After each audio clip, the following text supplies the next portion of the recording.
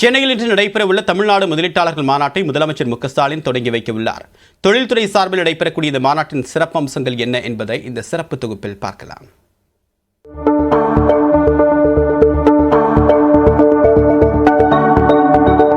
புதிய முதலீடுகளை ஈர்க்க தமிழ்நாடு அரசு பல்வேறு நடவடிக்கைகளை எடுத்து வருகிறது. அந்த வகையில் தமிழ்நாடு அரசின் சார்பில் சென்னையில் கடந்த ஜனவரி மாதம் 7 மற்றும் 8 ஆகிய தேதிகளில் உலக முதலீட்டாளர்கள் மாநாடு நடத்தப்பட்டது.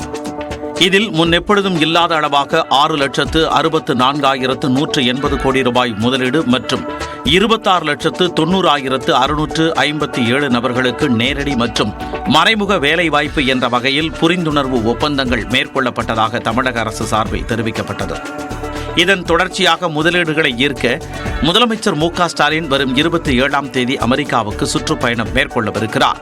தமிழகத்திற்கு பல்வேறு தொழில் முதலீடுகளை ஈர்க்க அவர் 17 நாட்கள் அமெரிக்காவில் பயணம் மேற்கொள்ள உள்ளார். இந்த நிலையில் சென்னையில் முதலமைச்சர் மு க ஸ்டாலின் தலைமையில் இன்று தமிழ்நாடு முதலீட்டு மாநாடு 2024 நடைபெறவுள்ளது. அப்போது முடிவுற்ற 19 புதிய திட்டங்களை முதலமைச்சர் மு க ஸ்டாலின் தொடங்கி வைக்கிறார்.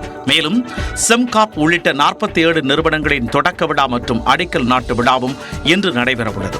அதோடு 28 புதிய திட்டங்களுக்கு முதலமைச்சர் மு க ஸ்டாலின் அடிக்கல் நாட்டுகிறார். 2021-23ஆம் ஆண்டுகளில் நடைபெற்ற உலக முதலீட்டாளர்கள் மாநாடு மற்றும் முதலமைச்சரின் வெளிநாட்டு பயணத்தின் மூலமாக 19 நிறுவனங்கள் தொடங்கப்பட உள்ளதாகவும் இதனால் 17,616 கோடி ரூபாய் முதலீடு கிடைக்கும் என்றும் தொழில்துறை அமைச்சர் டி.ஆர்.பி. ராஜா தெரிவித்துள்ளார்.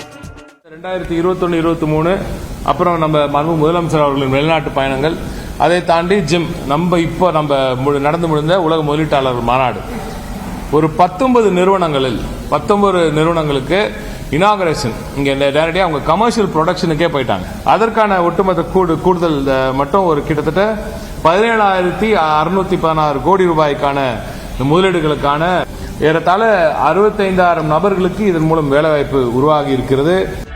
51,000 கோடி ரூபாய் மதிப்பிலான புதிய திட்டங்கள் மற்றும் ஒட்டுமொத்தமாக 68,000 கோடி ரூபாய்க்கான திட்டப் பணிகளுக்கு இன்று அடிக்கல் நாட்டப்பட இருப்பதாகவும் இதன் மூலம் 1,00,000 பேருக்கு வேலைவாய்ப்பு கிடைக்கும் என்றும் அமைச்சர் டி.ஆர்.பி. ராஜா கூறியுள்ளார். ஏறத்தாழ 51,000 கோடி ரூபாய்க்கான திட்டங்களுக்கான பவுண்டேஷன் ஸ்டோன் அடிக்கல் நாட்டு விழாவையும் இங்கே நடத்தவிருக்கிறோம். இது மிக மிக சிறப்பான வரலாற்று சிறப்புமிக்க ஒரு தருணம். மத்திய அரசின் நிதி வராததால் தமிழ்நாடு தொழில்துறைக்கு பெரிய சவால் இல்லை என அவர் விளக்கம் அளித்துள்ளார்.